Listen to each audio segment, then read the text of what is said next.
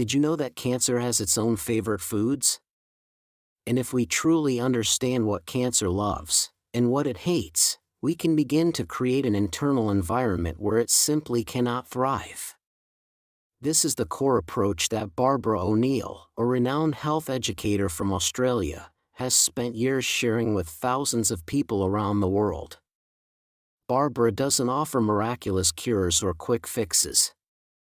Instead, she focuses on natural, science-backed principles that are surprisingly simple. The human body has a powerful ability to heal itself, if we know how to nourish it the right way. According to her, cancer thrives in an environment that is highly acidic, low in oxygen, and rich in sugar. And that's exactly why modern lifestyles, often unknowingly, are fueling the rise in chronic diseases. In this video, you'll learn directly from Barbara O'Neill about 7 common foods we should avoid, because they contribute to creating an acidic environment in the body. These foods not only weaken the immune system, but also leave the body more vulnerable to serious conditions such as cancer, chronic inflammation, and metabolic disorders. By removing or greatly reducing these foods and replacing them with more alkalizing choices, you're giving your body the chance to reset, rebalance, and protect itself from disease right at the root. Disclaimer: the information shared in this video is intended for educational purposes only and to support public awareness of natural health. It is not medical advice and should not replace professional diagnosis, treatment, or consultation. Always seek advice from a physician or qualified healthcare provider before making changes to your diet or health practices. 1. Aged cheese. Aged cheese. What's the blue in the blue vein cheese? The blue in the blue vein cheese is mold.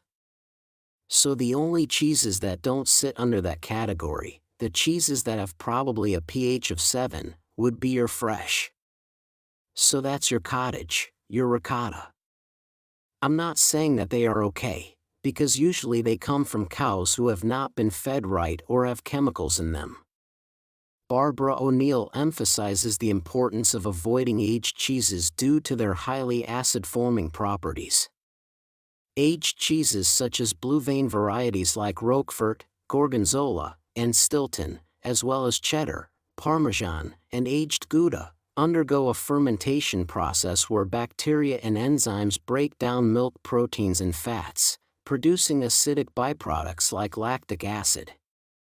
This increased acid load strains the body's pH balance, making it harder for the kidneys to maintain neutrality.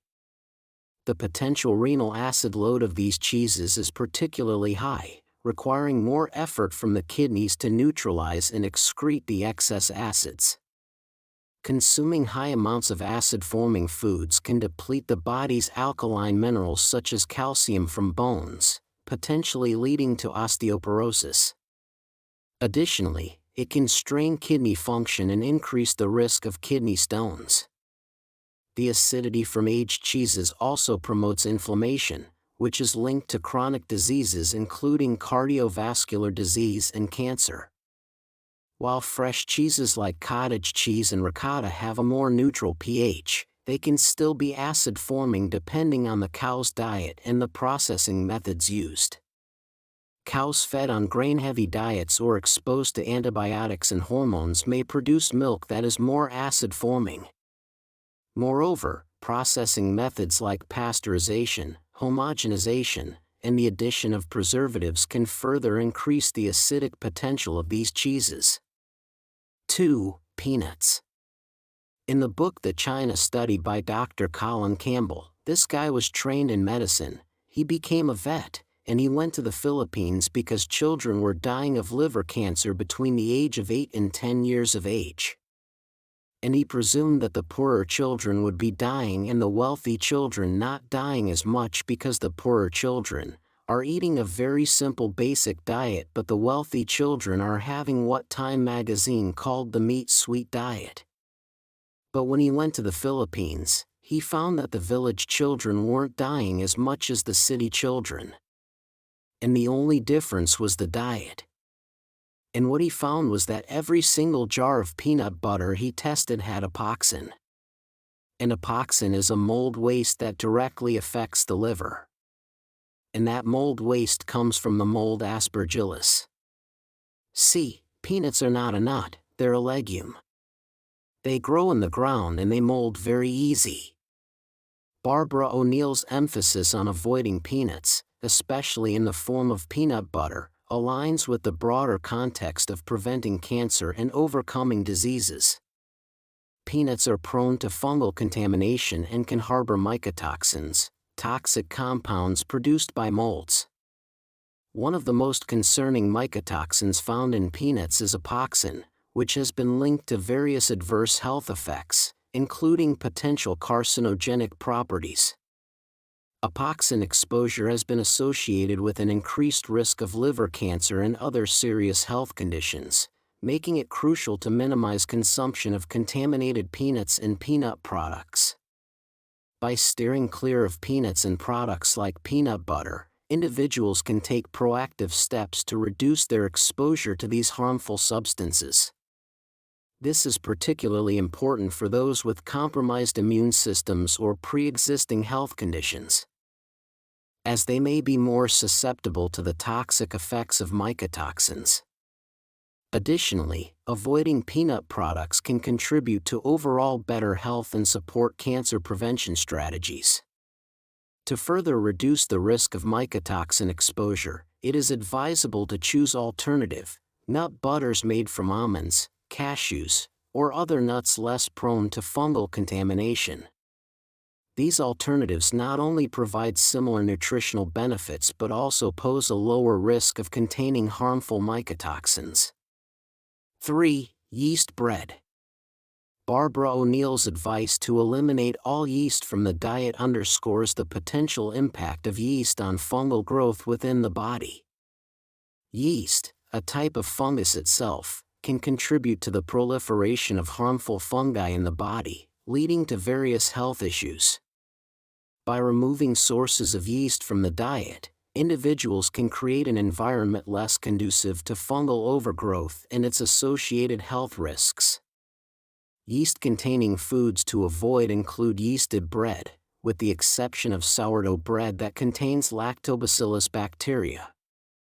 Now the spelt, kamut, and teff, they have this similar fragile structure to the emmer wheat, not as fragile as the einkorn, but if all of these are made into a sourdough bread, that can bring that structure back to the original very fragile structure. Because sourdough bread is just a way to make the bread, and traditionally all bread was sourdough. 100 years ago, all bread was sourdough. The reason why they extracted the yeast out and just have yeast bread is because they didn't want to wait all night for the bread to rise. Lactobacillus bacteria are considered friendly bacteria that can help maintain a healthy balance in the gut and combat the growth of harmful microorganisms, including fungi. By opting for sourdough bread over yeasted bread, individuals can still enjoy bread while supporting their gut health and reducing the risk of fungal imbalances. In addition to bread, other sources of yeast that O'Neill recommends avoiding include alcoholic beverages, yeast spreads, yeast extracts, brewer's yeast, mushrooms, and soy sauce. These products can contain yeast or yeast byproducts that may contribute to fungal growth in the body. By steering clear of these yeast-containing foods and beverages, individuals can proactively manage their dietary choices to promote a healthier internal environment and potentially reduce the risk of health issues associated with fungal overgrowth. 4. High-sugar fruits. Now I've got a question mark with fruit too. Why have I got a question mark? If someone has a yeast presence in their body and they're eating a lot of fruit, the sugar in the fruit will feed the yeast. And as the yeast feeds on the sugars in the fruit, it gives off acetic acid, it gives off lactic acid, it gives off uric acid. So basically it's feathering its nest. So when a person has a yeast presence and they're eating a lot of fruit, can you see that they are feeding the problem and they're creating the environment of 5.5 where yeast loves to live? Barbara O'Neill's recommendation to eliminate sugars from the diet, particularly cane and beet sugar as well as honey, and other sweeteners like fruits and fruit juices, is rooted in the understanding that sugars serve as a primary fuel source for fungi in the body. Fungi thrive on sugar, and by depriving them of this essential nutrient, individuals can create an environment less conducive to fungal growth and proliferation. This is crucial because unchecked fungal overgrowth can lead to various health issues, including compromised immune function and inflammation. While advocating for the removal of most sugars, O'Neill makes exceptions for Granny Smith apples and grapefruit due to their lower sugar content and unique antifungal properties. These fruits not only provide a source of sweetness with less impact on blood sugar levels but also contain compounds that possess antifungal properties. For instance, grapefruit seeds are known to contain phytochemicals that exhibit potent antifungal properties, aiding in the suppression of fungal growth within the body. By incorporating Granny Smith apples and grapefruit into the diet while eliminating other high-sugar foods, individuals can strike a balance between satisfying their taste for sweetness and supporting their overall health. These fruits not only offer a natural sweetness but also contribute to the body's defense against fungal infections, promoting a healthier internal environment. This strategic approach to sugar consumption aligns with O'Neill's emphasis on creating a diet that not only nourishes the body but also helps combat potential health risks associated with fungal overgrowth. 5. Wheat. Wheat, especially the hybridized varieties we eat today, has become a hidden contributor to the modern health crisis. Barbara O'Neill warns that wheat, once a nourishing staple, has dramatically changed due to human intervention. The process of hybridization, particularly since 1968, has altered the grain structure, creating higher levels of acid-forming minerals in a complex gluten matrix that the human body struggles to break down. In urban environments, fast food and processed meals made from refined wheat have become dietary staples. These foods are high in carbohydrates, and when consumed in excess, they flood the body with sugar. The result? A rise in weight gain, insulin resistance, and conditions like diabetes. All of which, O'Neill notes, can indirectly support the growth of abnormal cells. She further highlights the growing issue of gluten sensitivity. In Australia alone, up to 70% of the population may have difficulty digesting gluten, often experiencing symptoms of intolerance or even developing celiac disease. This problem is magnified by the fact that infants are sometimes introduced to grains too early, before their digestive systems are mature enough to handle them, leading to nutrient malabsorption and long-term sensitivities. Beyond the grain itself, O'Neill calls attention to the agricultural methods used to grow it. In particular, she notes the use of superphosphate fertilizers, which damage vital soil microbes. These microbes are essential for helping wheat plants absorb the minerals that make gluten easier for us to digest. Without them, the wheat we consume today may lack crucial nutrients, and that deficiency is passed along to our plates. Considering these concerns, Barbara encourages a conscious approach to wheat consumption. By choosing a more balanced diet, rich in fiber, adequate in protein, and supportive of healthy fats, people can protect their digestive systems, improve their overall vitality, and make more informed food choices that support long-term well-being. 6. Fatty fish. Fish is a meat on the acid side. Unfortunately today there is rarely a fish you can buy that is not tainted with chemicals or poisons. Fish is very high. The recent fisheries testing in Australia was they could not find one fish without mercury in it. I know about 3 years ago they banned all fishing from Sydney Harbour because the children of the fishermen had high levels of dioxin and mercury in them. So unfortunately, because of the state of our seas and our rivers today, fish really is not a safe food. Barbara O'Neill advises against consuming fatty fish to prevent cancer and disease due to potential contamination with high levels of dioxin, mercury, and PCBs, toxic chlorinated hydrocarbons that can have detrimental effects on human health. Fatty fish, especially larger predatory fish like tuna, can accumulate high levels of mercury, a potent neurotoxin known to cause serious health issues, particularly affecting the nervous system. Prenatal exposure to mercury through fish consumption has been linked to developmental delays and cognitive impairments in children, while chronic exposure in adults can lead to neurological disorders, cardiovascular problems, and kidney damage.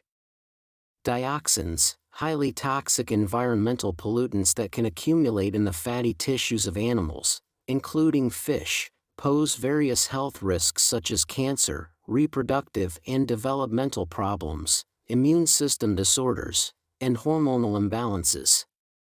They are known to be carcinogenic and can disrupt normal cellular functions, leading to the development of tumors and other adverse health effects.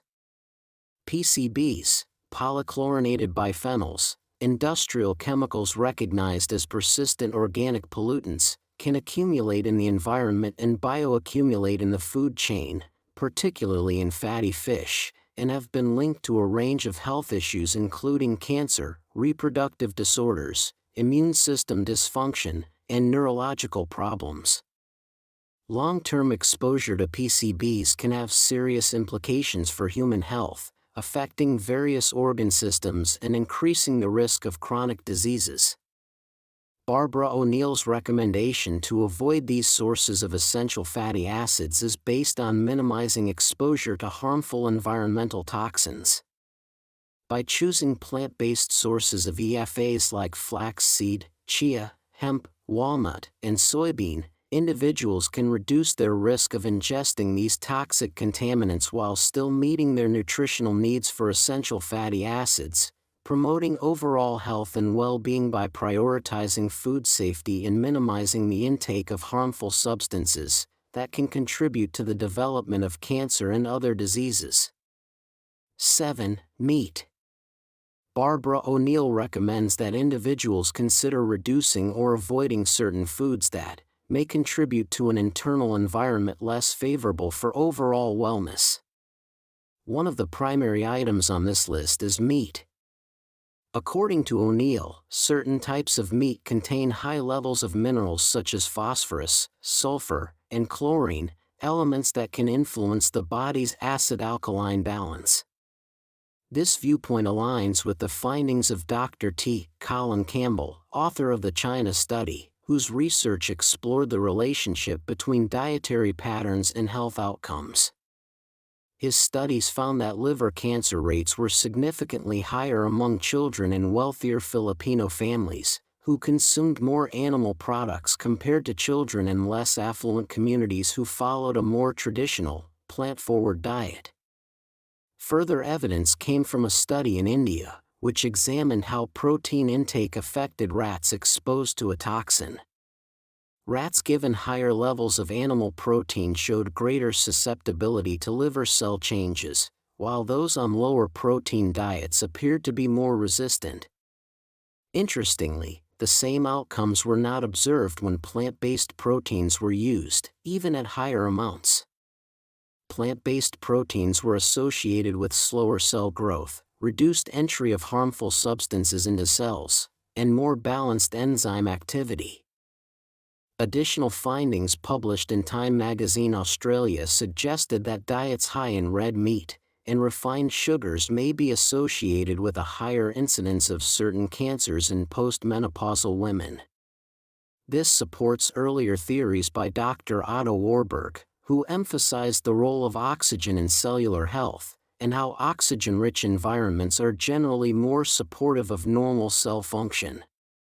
Taken together, these studies encourage a shift in focus, from diets rich in animal protein to those centered around plant-based sources, as a way to support cellular resilience, reduce dietary stressors, and promote long-term health.